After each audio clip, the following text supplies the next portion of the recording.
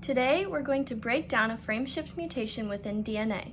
A frameshift mutation is an insertion or deletion of one or more base pairs in a gene, which shifts the reading frame in all codons following the mutation site. This can throw off the entire chain of amino acids being matched to the DNA, which means that the protein that was needed is not going to get created from the strand of DNA with the mutation.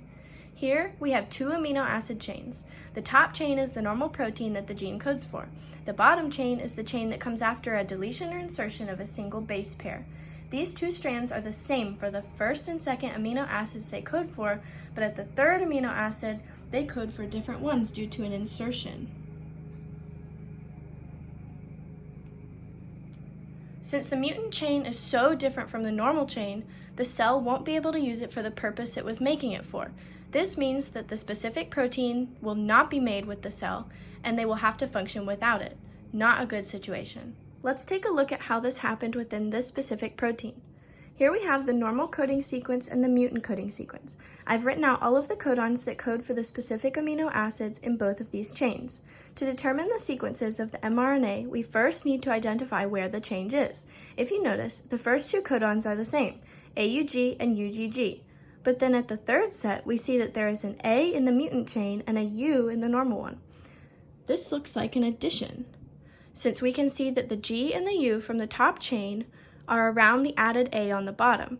This means everything past the A is going to shift one spot over to the right in the mutant strand. Now we have to figure out what the actual base pairs are for this strand, since there are multiple options for some amino acids. If we follow along the mutant strand with the normal strand, we can see that we have to have a UU following the AA based on these two up here. So we know that this has to be AUU. For the second one, we have a C on the bottom strand, and we have options for the top. So we know that this has to be a C. On the top, we have an AC.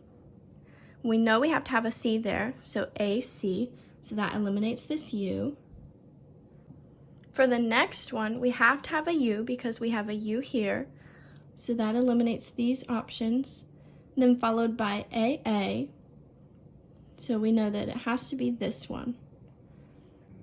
Since we've satisfied the AA requirements in the lysine in the stop codon in the mutant strand, this last spot can be either A or G for lysine. Similarly, since we don't have anything else to go off of for the mutant strand, glycine can be any of these options. Now you can see just how an addition of a base pair can change the entire chain of amino acids by changing the codons coded for in a gene.